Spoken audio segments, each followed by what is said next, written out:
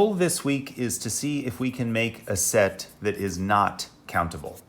That is, even though the set of all positive integers has infinite elements, is there a set that somehow has more elements than that infinite set?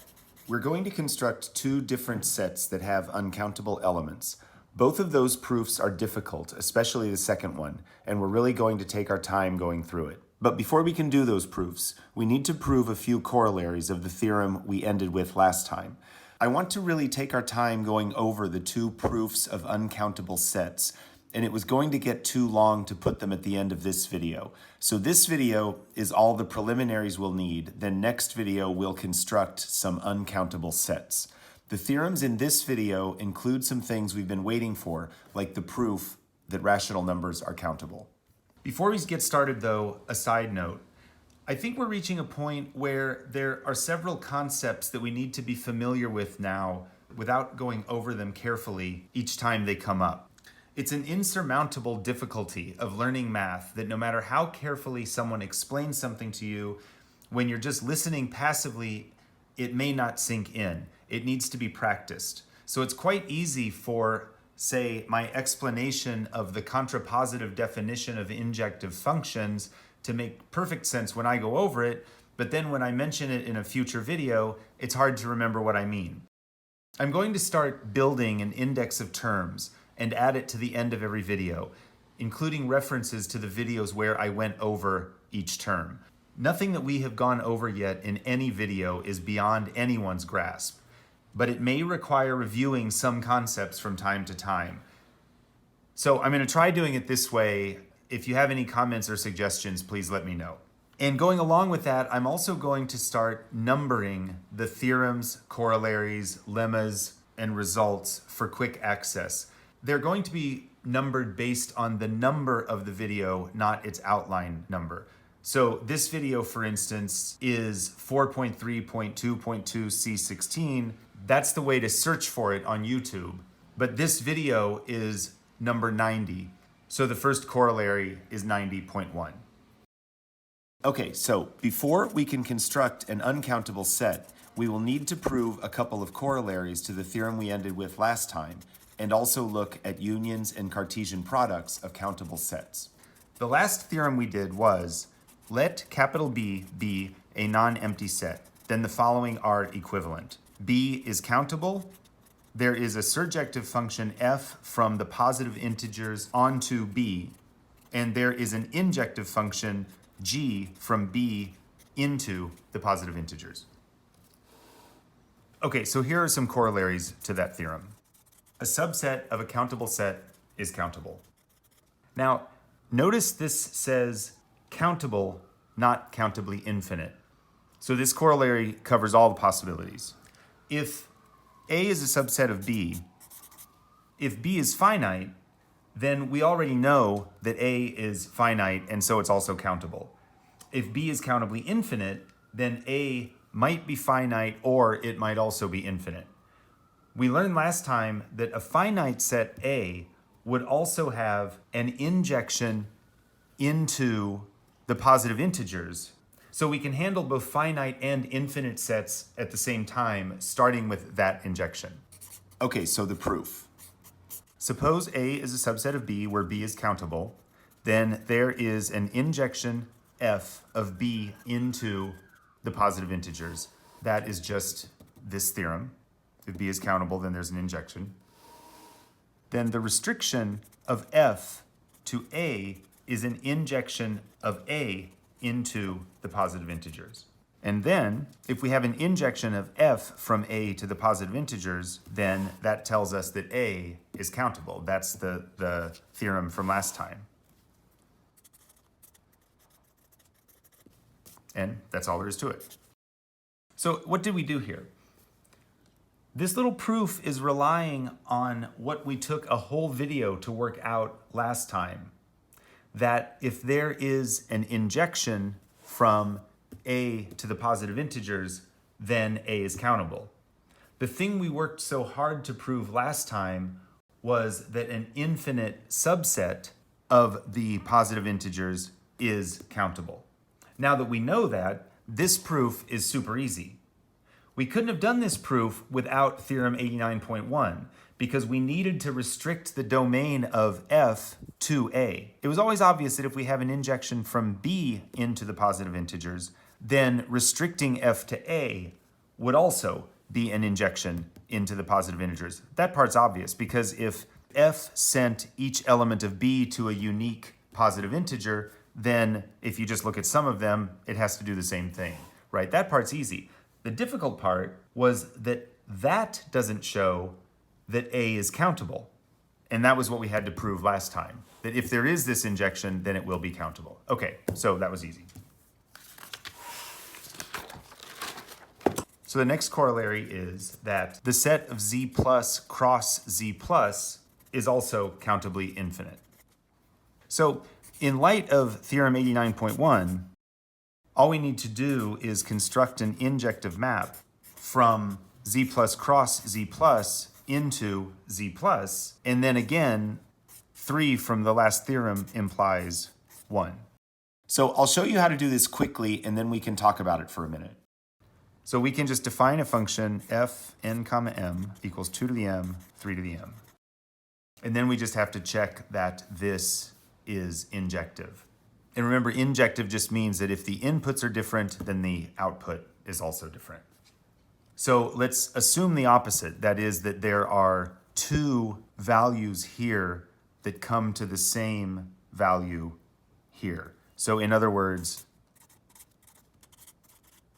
there's some p and q such that 2 to the n, 3 to the m equals 2 to the p, 3 to the q, even though n doesn't equal p and or m doesn't equal q.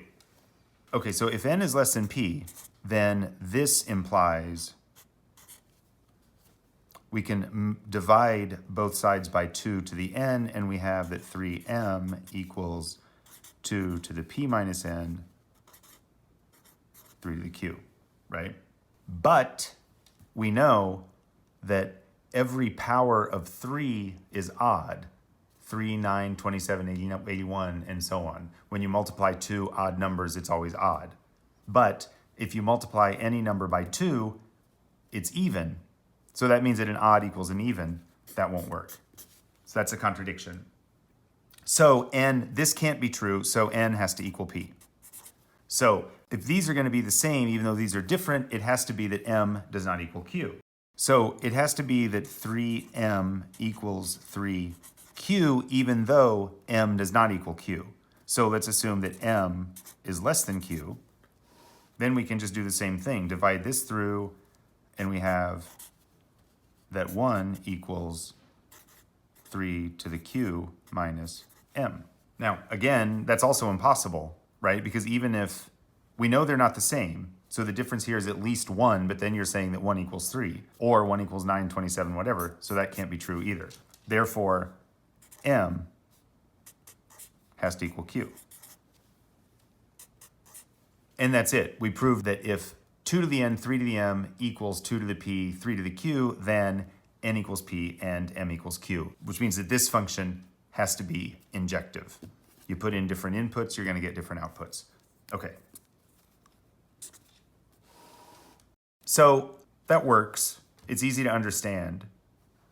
And we've shown that if you have an infinite cross, right, you have infinite integers this way crossed with infinite integers this way, you only have a countably infinite set, which is what we did last time. You can actually assign a single positive integer to each one of those, and you'll be able to cover them. Not last time, but the time before. We demonstrated this is true, but didn't prove it. In that video, we said that we would prove this shortly. This is that proof.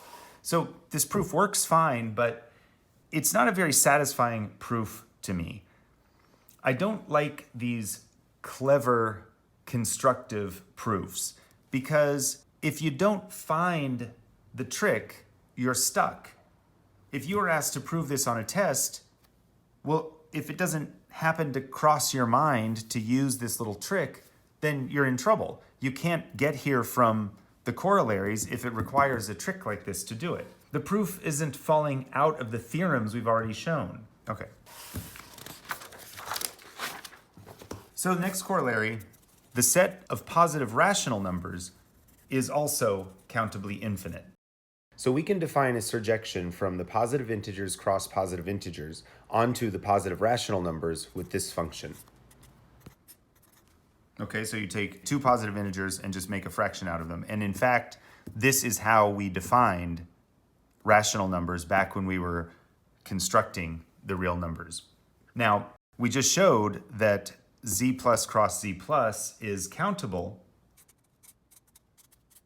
That means that there is a surjection from Z plus onto Z plus cross Z plus. That is part 2 of the previous theorem, right? That if they're countable, then there's a surjective function from Z plus onto the set.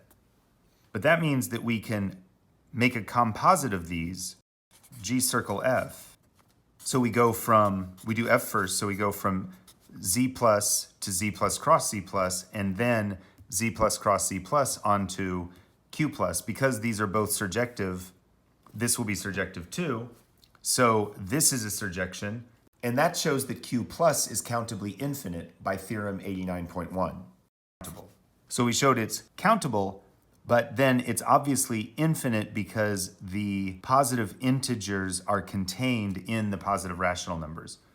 Okay, so those were some simple corollaries that followed from the last theorem. So now we're going to build toward, see if we can make a set that is infinite but not countable.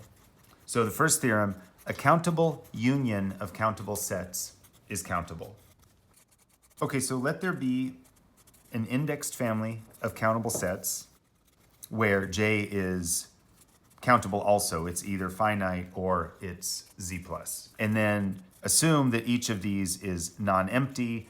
That's just for convenience because it doesn't really matter, because if you take the union of any set with the empty set, you just get that set back, right? So adding empty sets into it doesn't change anything. So again, this is one of those things. I'm going to put this notation in the index so that if you forget what this is, you can look at the end of this video and find out where to read more about it. We had a whole video that went over this, but A to the n is, in this case, these are A to the n are countable sets, and then this is a family of countable sets that are indexed over J. Okay, now, because each one of these ANs is countable, we can use the definition of countable, and we can choose a surjective function for each one of the AN. So for each AN, because it's countable, there has to be some function, f to the n, from the positive integers onto AN. And now similarly, J is also countable, so we can also have another surjective function from the positive integers onto J. Okay.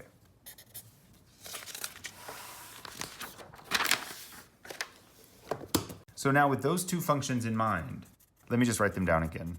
So let's define another function h from Z plus cross Z plus into the union of all of the ANs in the family, right? So we're going over every number in the index and we're unioning all of them.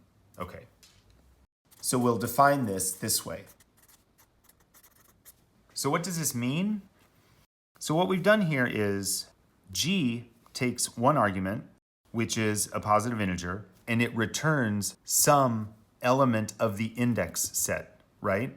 So each k is just returning one of the index numbers. And then each index number has its own surjective function from the positive integers into the corresponding A to the n. So the first number is the index, is basically which A to the n, and then m is which element of that A to the n. This is an interesting construction because we're going to see later where sometimes the notation is like way too jumpy and vague and it's really hard to see what's going on. And here it's totally the opposite. It's like, it's almost overkill. It's like, it's very nice. It's very clear. I'm not sure, why didn't Monkrez just make this f sub k of m? Right? We define J to be either a finite set of integers or all the positive integers. I know what it is. It's because if J is just a finite set, then there's going to be a whole lot of positive integers that aren't actually indexed by j. So what G does is it associates every element of the positive integers with one element of j.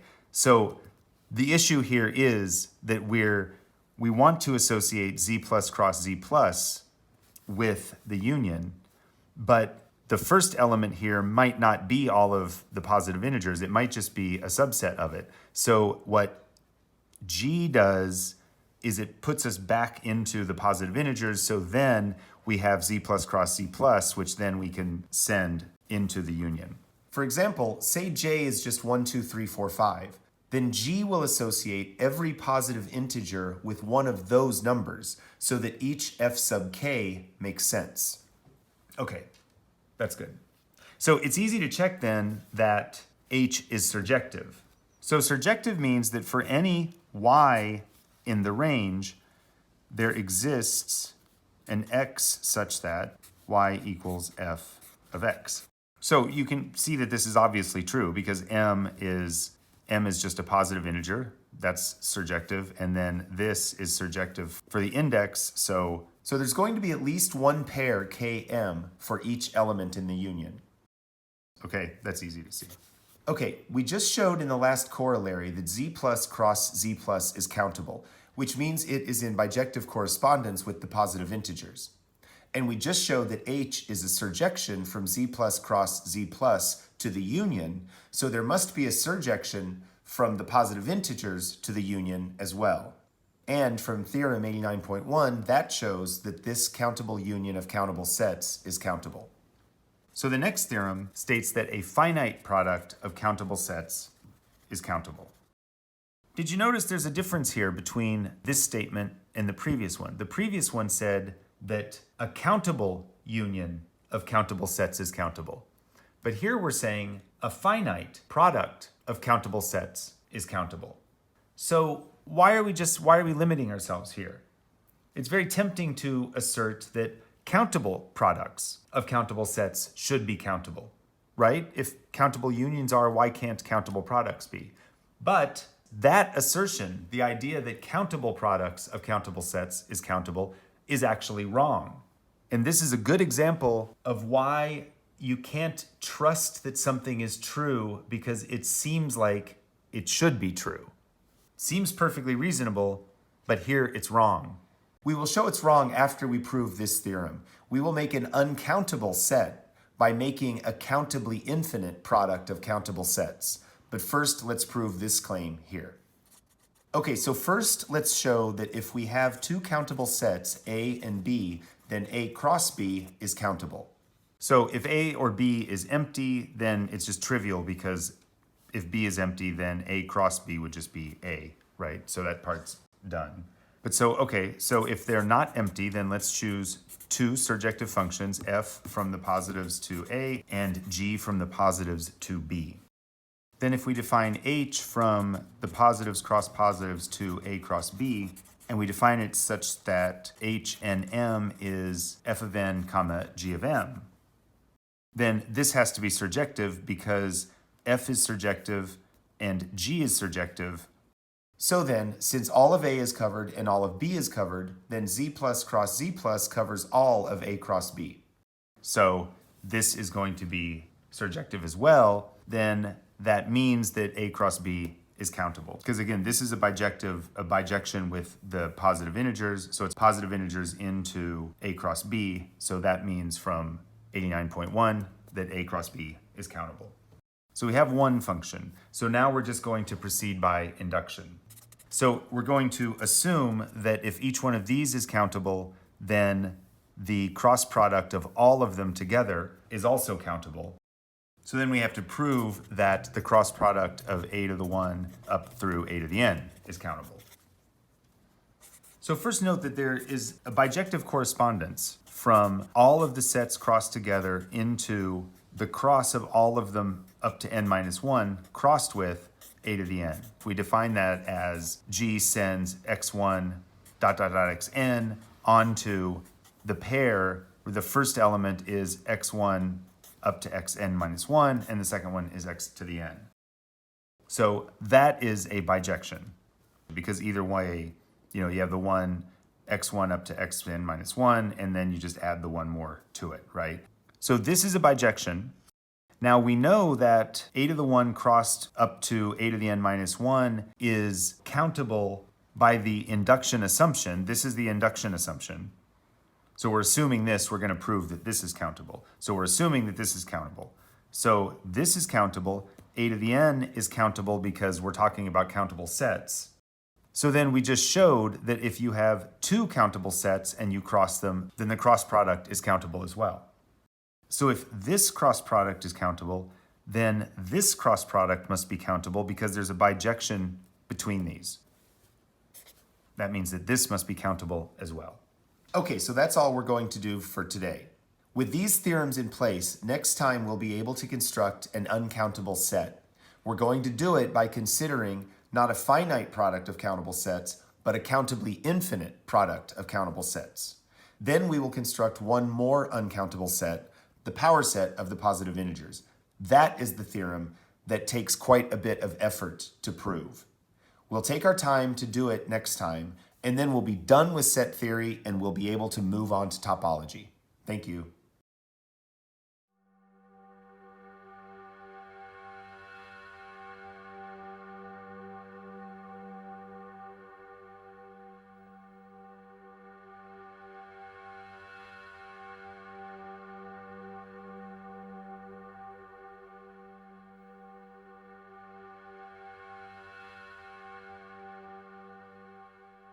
Okay, here is the link to the first video in this chapter. Here is the link to the previous video. Here is the link to the next video. And click here to subscribe, and please join me on Patreon. The link to that is below in the description. Thank you.